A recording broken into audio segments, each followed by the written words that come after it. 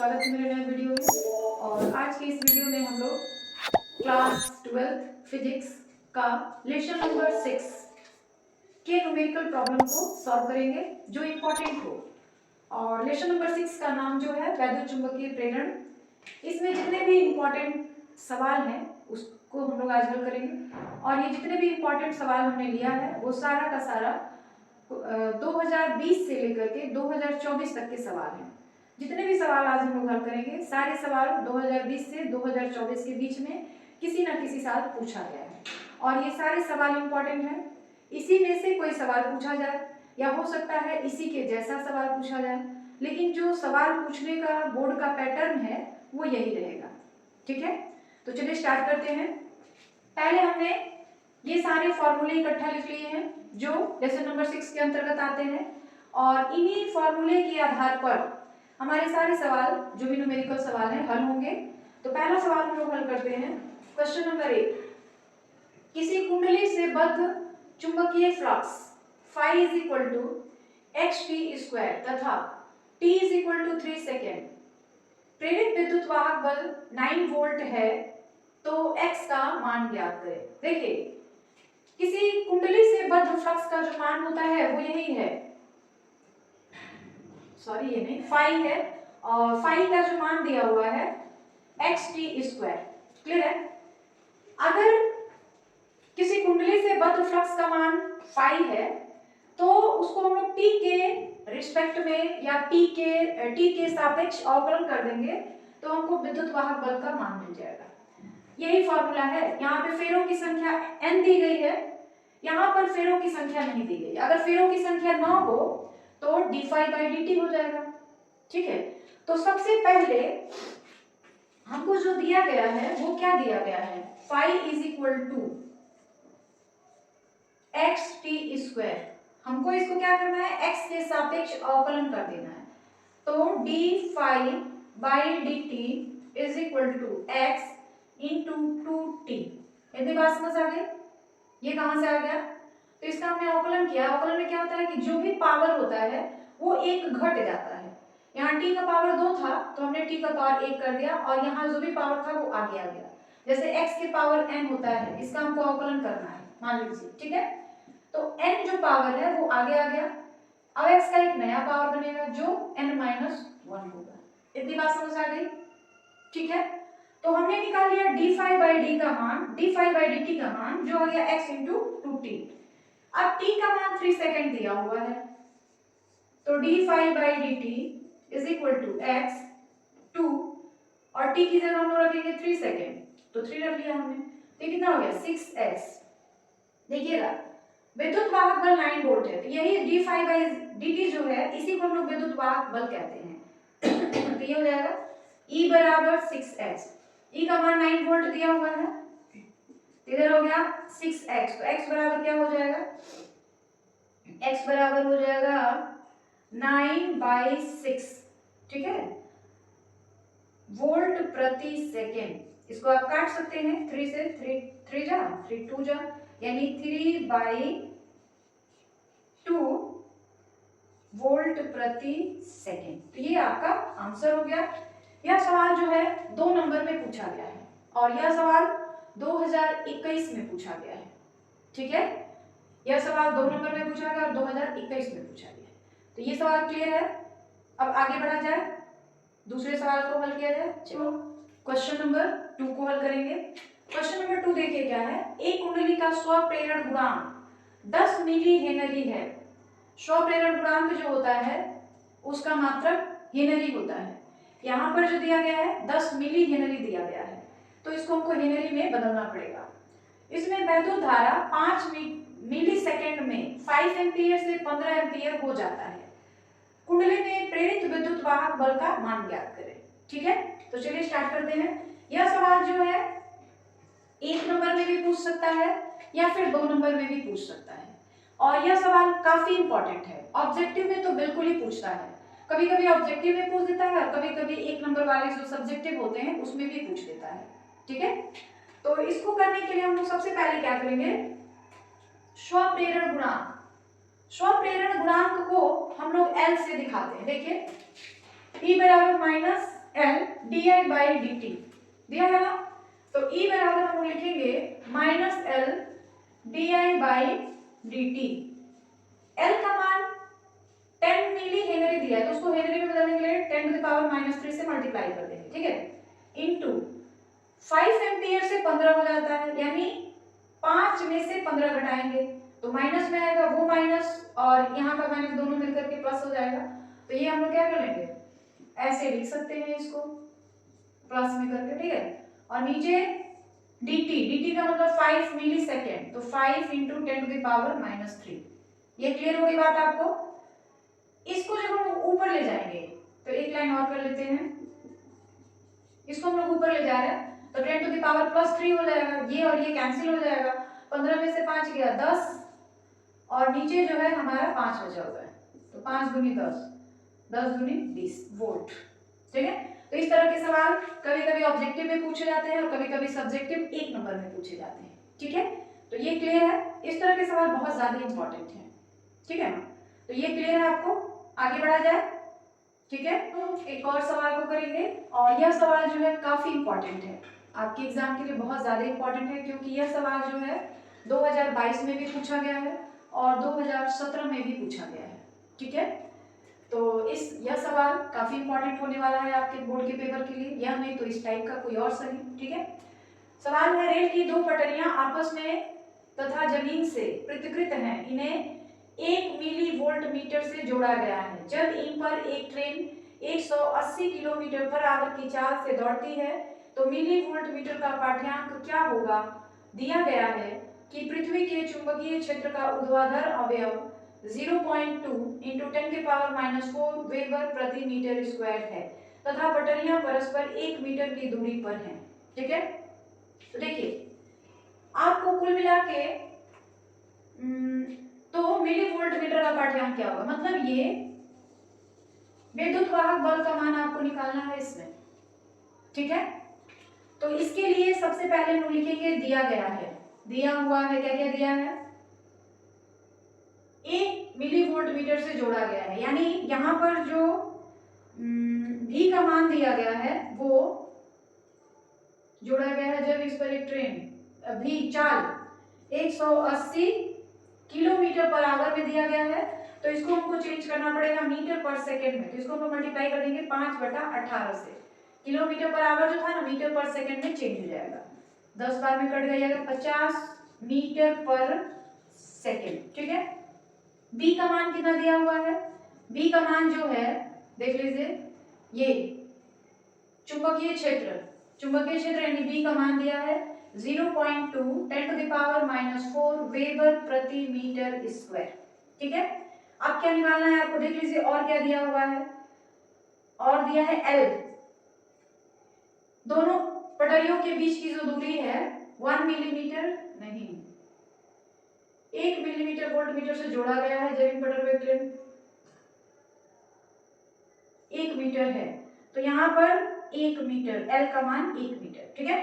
अब प्रेरित विद्युत वाहक बल क्या होगा, प्रेरित विद्युत वाहक बल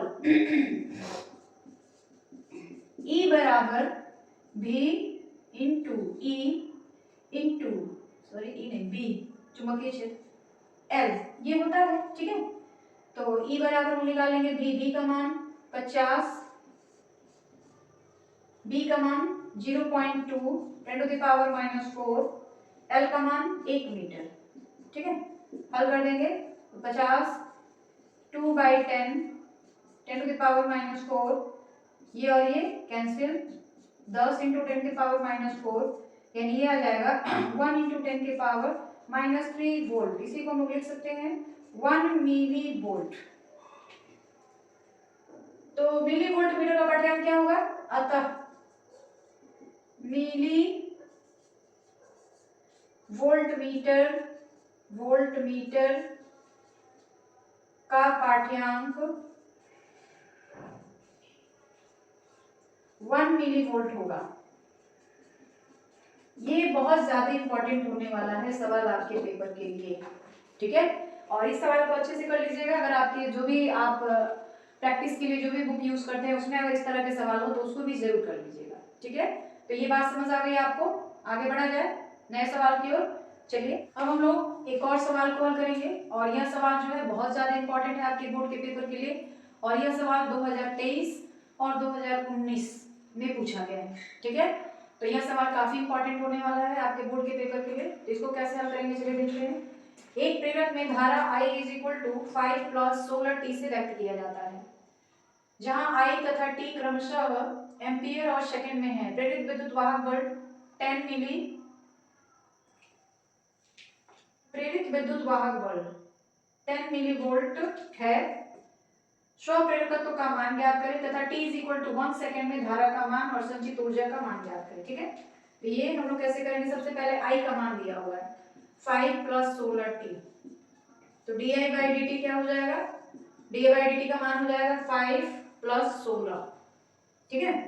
5 plus 16 sorry di by dt 5 का तो अवकलन 0 हो जाएगा और 16 t का 16 हो जाएगा, यानी ये कितना आ गया, केवल 16। किसका मान आ गया, I का मान आ गया, ठीक है। आगे बात समझ में।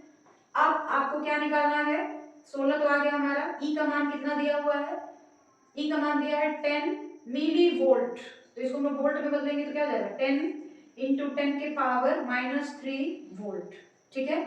स्वप्रेरकत्व का मान निकालना है, तो स्वप्रेरकत्व का मान कैसे निकालेंगे, E बराबर होता है -L di बाई dt।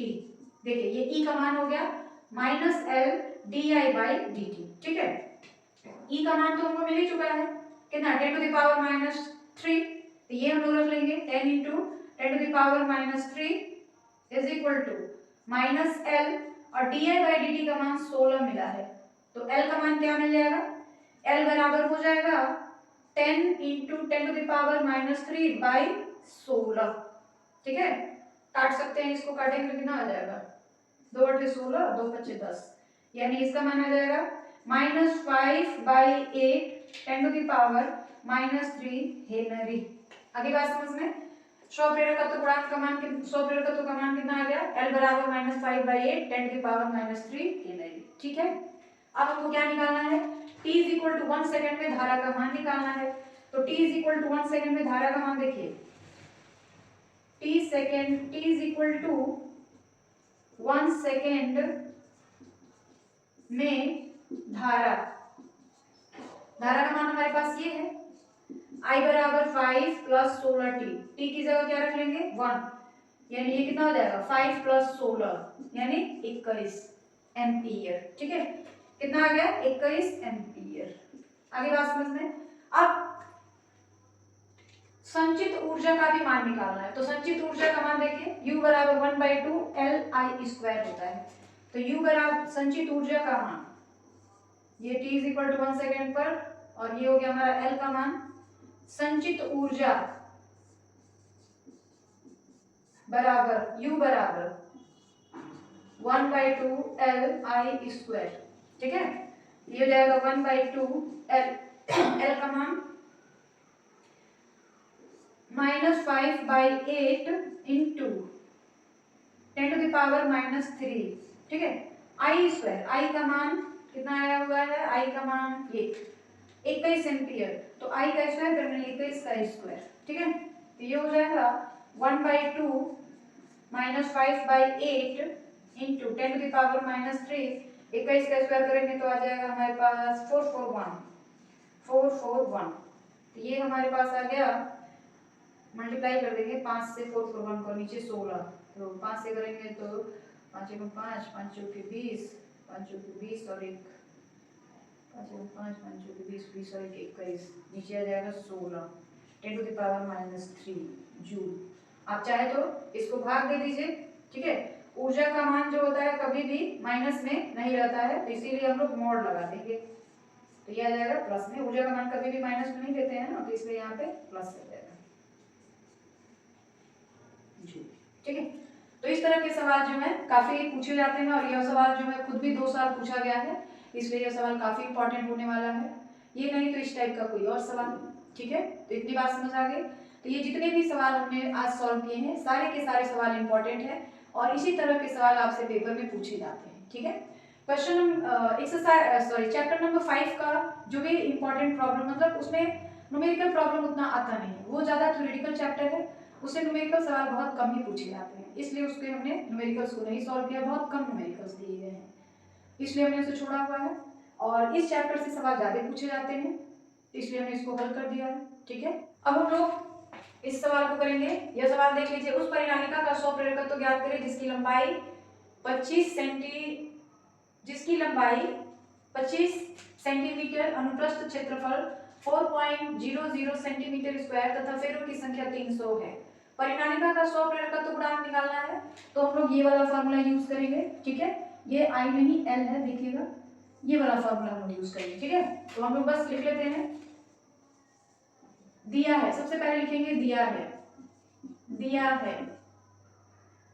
लंबाई L का मान 25 सेंटीमीटर दिया हुआ है। ठीक है, तो L का मान 25 सेंटीमीटर दिया है, तो इसको सबसे पहले हम लोग मीटर में चेंज कर देंगे, तो ये 25 × 10⁻² मीटर। क्लियर है, उसके बाद अनुप्रस्थ काट का क्षेत्रफल 4.0 सेंटीमीटर स्क्वायर है, यानी ए क्षेत्रफल को ए भी कहिए या फिर एस भी आप कह सकते हैं, 4.00 सेंटीमीटर स्क्वायर है, तो पहले हम इसको मीटर में बदलें, यानी 10⁻⁴ मीटर स्क्वायर आ जाएगा। ठीक है, तो ये कितना आ जाएगा 4.00 या कहा जाए केवल 4 10⁻⁴ मीटर स्क्वायर। फेरों की संख्या यानी n का मान कितना दिया है 300। अब हमारे पास फॉर्मूला है कुंडली का स्वप्रेरकत्व गुणांक बराबर L μ0 n² A/L। μ0 का मान 4π × 10⁻⁷ n² 300 का होल स्क्वायर, और a का मान है 4.00 10⁻⁴, बस हो गया, बाई L का मान है 25 × 10⁻² मीटर। ठीक है, तो ये क्या हो जाएगा 4π, इसी को बस सॉल्व कर देना है आपको, 10⁻⁷ इसका स्क्वायर करेंगे तो 9 4 0, और इसको करेंगे तो ये कितना आ जाएगा 4 × 10⁻⁴। ठीक है, नीचे आ गया 25 × 10⁻²। सबसे पहले 4π 10⁻⁷ और -4 -11, और यहाँ जाएगा 9 10⁻³ × 4 बाई 25 × 10⁻²। ठीक है, अब ये क्या हो जाएगा 4π, इसको ऊपर ले जाएंगे तो प्लस हो जाएगा, और प्लस होगा तो फिर 5, इसमें 5 बढ़ा देंगे, 9 × 4 × 10 के पावर, ये जाएगा ऊपर तो प्लस हो जाएगा, यहाँ भी प्लस है तो 10⁻³ 10⁻² 5 हो जाएगा, 5 इसमें घटा देंगे 10⁻⁻6/25, इन सबको मल्टीप्लाई कर देंगे और उसको 25 से भाग देंगे, 4 3.14 36 बटा में 25 इन सबको गुणा करके 25 से भाग दीजिए 10⁻⁻6। ठीक है, और ये जो भी आएगा हेनरी में आएगा। तो इस तरीके से यह भी सवाल काफी इंपॉर्टेंट है, और यह सवाल 2023 में पूछा गया है। ठीक है, तो आज के वीडियो में इतना ही, और आज के वीडियो में जितने भी सवाल पढ़े हैं वो सारे बहुत ज्यादा इंपॉर्टेंट है, वो सारे 2020 से लेकर के 2024 के बीच में किसी न किसी साल पूछा गया है। ठीक है, तो वीडियो के लास्ट में मैं यही कहना चाहती हूँ कि अगर आपको हमारे वीडियो अच्छे लगते हैं तो प्लीज हमारे वीडियो को ज्यादा से ज्यादा लाइक, सब्सक्राइब और शेयर करें।